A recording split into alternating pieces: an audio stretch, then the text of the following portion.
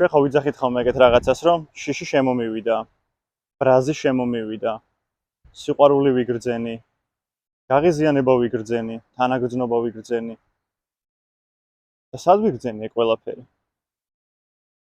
და როცა ვიძახი რომ ეს ემოციები შემომივიდა, მე ვიყავი მაგამდე?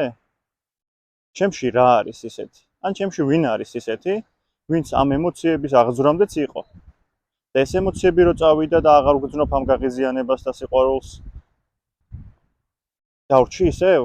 და რა არის ჩემში ისეთი? და რა ვინ არის ჩემში ისეთი, ვინც დარჩა ამ ემოციების წასვლის მერეც?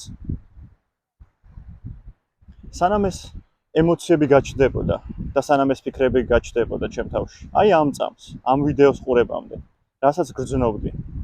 კიდე გრძნობ მაგას? და თუ აღარ გრძნობ რო წავიდა ისევ დარჩი? ნებისმიერი ემოციის და აზრის შემოსვლამდე ჩემში არის რაღაცა, რაც ამ ემოციამდეც იყო. და ჩემში არის ასევე ის, რაც რჩება ამ ემოციების წასვლის შემდეგაც. და რა არის ეგ?